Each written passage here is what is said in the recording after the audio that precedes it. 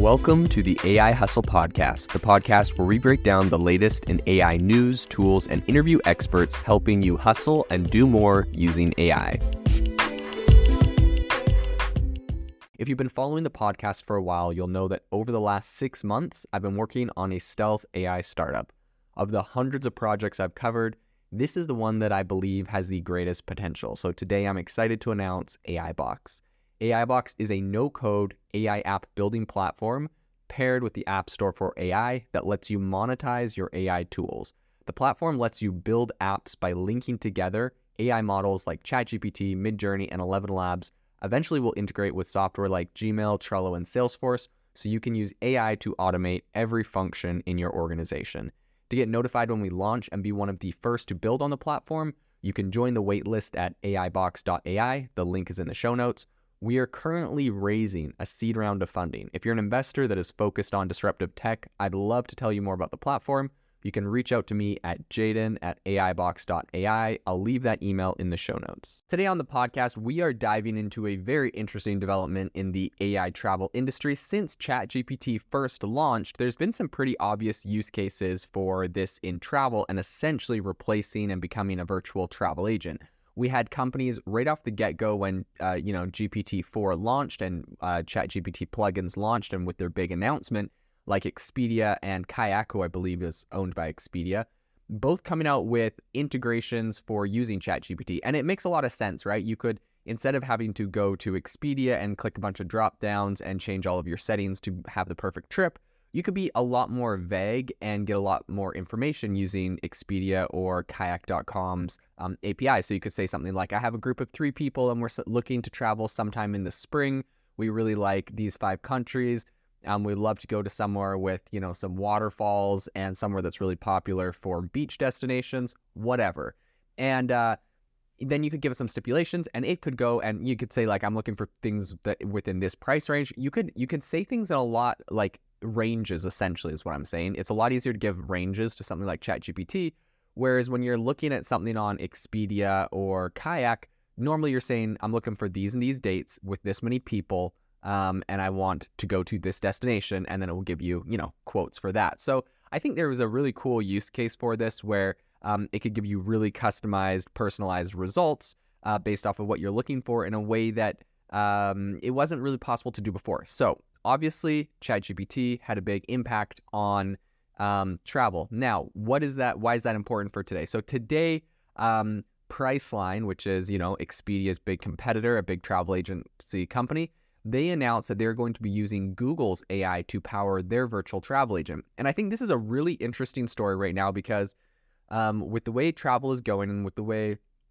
AI in general is going and the way it's getting integrated into every line, you very often see that one of the easiest ways to do this is everyone is just grabbing an API to OpenAI and integrating it into their products. And I think this is a really interesting point where we're seeing, one of the big competitors in a space kind of go against that. And instead of partnering directly with OpenAI, they're going with Google. Now, this is kind of interesting, and I'm not sure how much this plays into it, but for those that don't know, Expedia, who is kind of regarded as one of the biggest online travel agencies, was actually a spin-out from Microsoft way back in the day, I believe the 90s.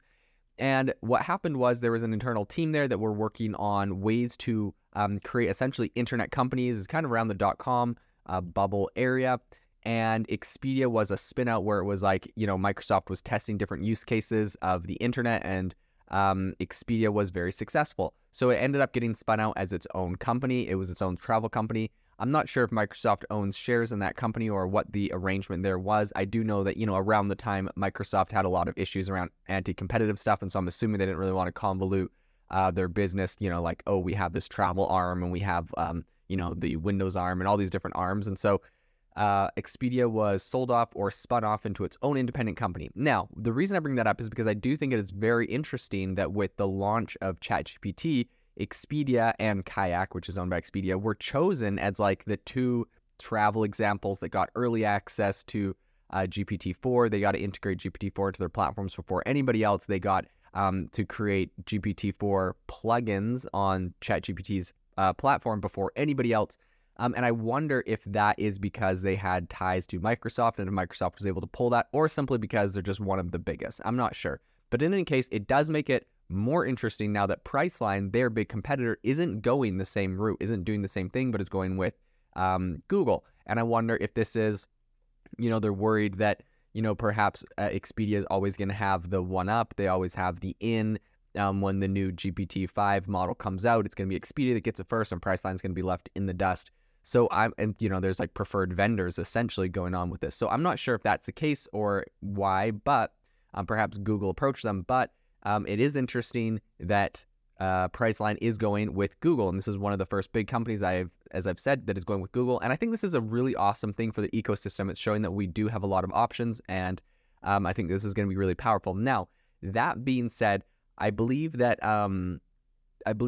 there is a lot of different benefits to going with Google, and one of those is a lot of the new tools from Google's cloud division. They give Priceline access to some really powerful generative AI that they have been building, and I think that this is going to, just partnering with their cloud division, perhaps Priceline is also, by doing this, getting a deal on the cloud computing and those costs as well. So this will be interesting for Priceline. I think, really embracing this new technology is going to help with a lot of different travel features that they have. And I think that they're really exploring right now how this entire AI segment is impacting travelers. And as you look at it, its big rival Expedia has said that ChatGPT is going to power all of the conversations on their smartphone app, on their website.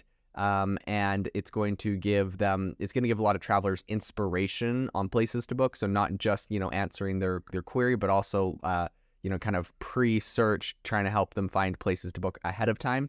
And so I think we're going to be seeing these two big companies duking it out between Microsoft and Google. And I think this is awesome for the ecosystem. I'll be really excited to see if there's other apps that decide to go with Google over OpenAI, and to see what the differences in the products that are coming out of that.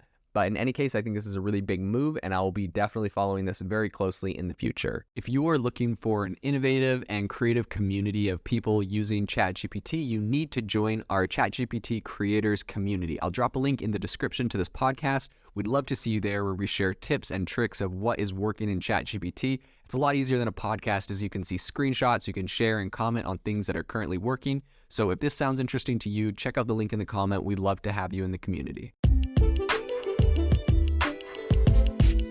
Thanks for tuning in to the AI Hustle podcast. If you could do us a massive favor, we would really, really appreciate it if you could leave us a review wherever you get your podcasts. This helps people find the podcast. It helps people know this is a good place to go. And we would really, really appreciate it, as it helps us continue to bring on incredible guests and share incredible content for you to listen to.